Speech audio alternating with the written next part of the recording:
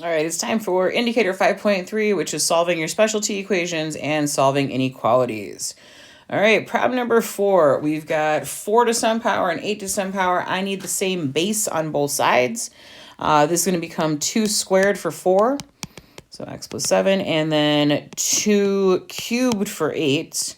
Unfortunately, you can't turn an 8 into a base 4, and you can't turn a 4 into a base 8. So you're stuck with turning them both into 2's. So that's going to be 2 to the 2x plus 14 equals 2 to the 9x minus 21.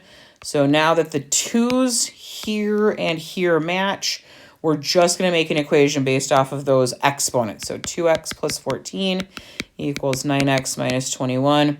Let's subtract, or I'm going to subtract 2x from both sides. I'm going to add 21 to both sides. So that's gone, that's gone. Let's see, 14 and 21 is going to be what, 35? Yeah, we'll go 35. 9x minus 2x is 7x. Divide both sides by 7, and I'm getting x is equal to 5. All right, next problem, number 5. Let's see if I can, as soon as I look at this, my brain notices it's a quadratic, it's equal to 0, and immediately my thought is, can I factor it? And the answer is yes. Yes, I can factor this. So we're going to take that x squared, split it. We're going to take 14 and split it into 7 and 2. Make the 7 negative, the 2 positive. Now, why does this work? Well, x times x makes the x squared. X times 2, I'm going to write it down here, that makes 2x. And then negative 7 times x makes negative 7x.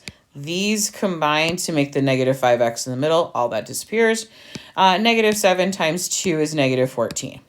All right, we're going to take the individual factors, set them equal to 0. And that's going to get me, what is that? X equals 7 and x equals negative 2. So 2 answers here and here. Next question, absolute value. Absolute value equations, we're going to break them up into 2 non-absolute value equations. So one of them is going to be 4x minus 3 equals positive 6, and the other one is 4x minus 3 equals negative 6. So add 3 to both sides. So 4x is equal to 9. Divide by 4, x is equal to 9 over 4. Let's go ahead and add 3 to both sides. 4x equals negative 3. Divide by 4. And x is equal to negative 3/4. All right, moving right along. Question number, there's number 7. Let's see. I'm trying to see if I can quickly factor it in my head. And unfortunately, I don't think you can.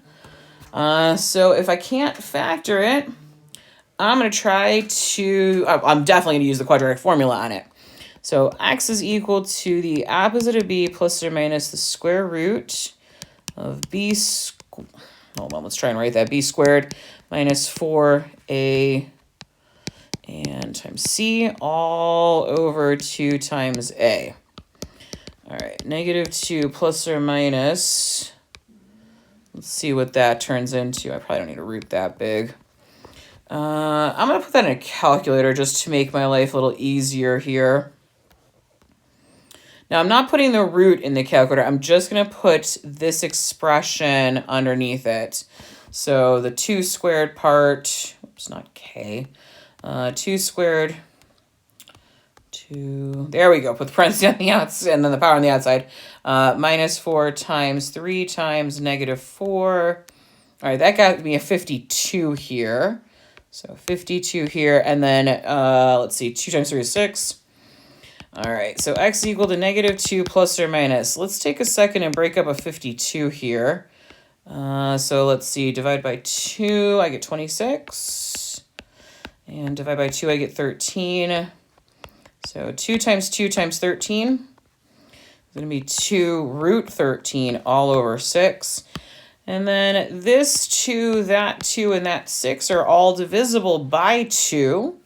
So x is equal to negative 1 plus or minus root 13 all over 3. All right, well, that was fun. All right, so that's number 7 there. Let's go ahead and slide on over to number 8. We have a log equation.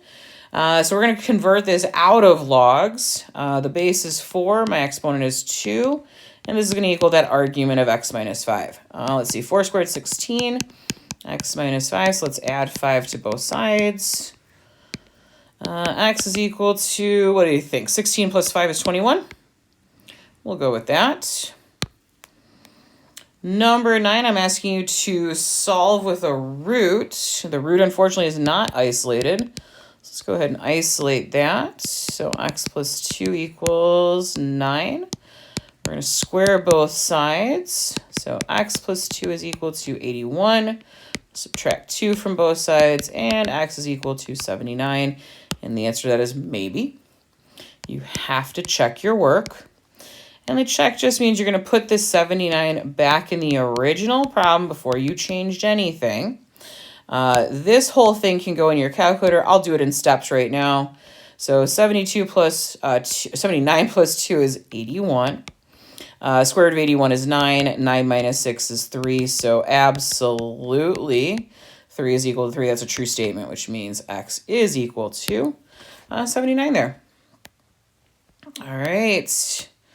Problem number 10, tooling right along. 2 to the x is equal to 30. Unfortunately, I don't care what you do, you're not going to make a 30 turn into a base 2.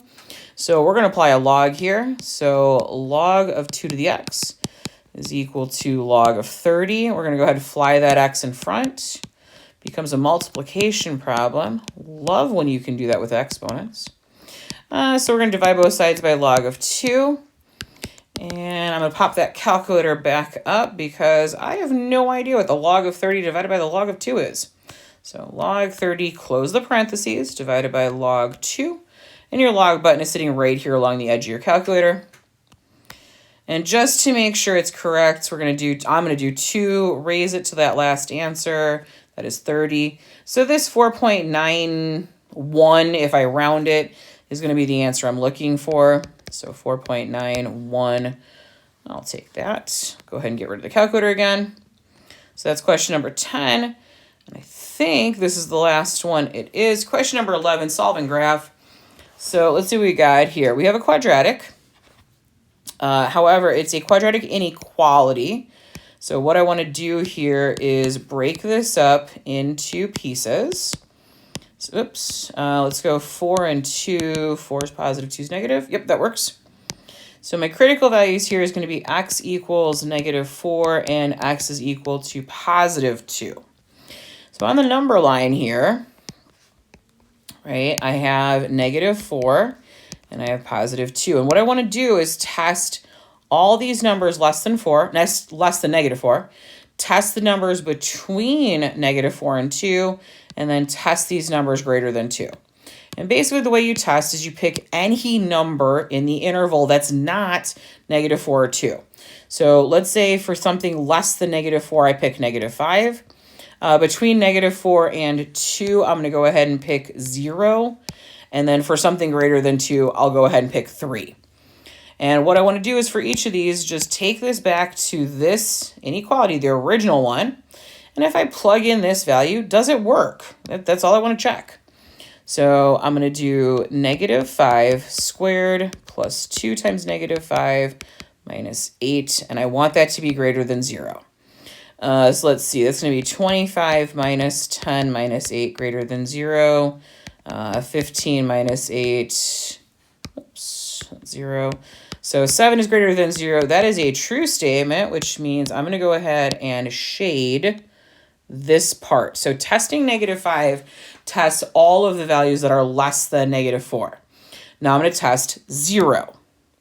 So if I put 0 in my equation, right, 2 times 0 minus 8 greater than 0. So 0 plus 0 minus 8, that's going to be -8 is greater than 0. That is a false statement, right? -8 is not greater than 0. So that 0 tested all of these numbers between -4 and 2. They do not test true. So let's see what happens at 3. All right, so 3 squared plus 2 times 3 minus 8 greater than 0. So 9 plus 6 minus 8 greater than 0. Let's see, 9 plus 6 is what, 15. 15 minus 8 is 7. 7 is greater than 0. That is a true statement. And again, that -3 tests this whole interval of all the numbers greater than 2. So that tests true this way. So the last part here is to actually write the interval. So our shading starts down here at negative infinity. I'll write this in that color, sure. So negative infinity all the way up to negative 4. Do not include negative 4, right? There's no equal to part here. Union, we're going to skip over all the numbers up to 2, and then 2 to infinity is where your shading picks back up. All right, that was a lot of solving here, right? There's all the solving. As always, let me know if you have any questions or concerns, and I'll pop back in with another video for 7.2.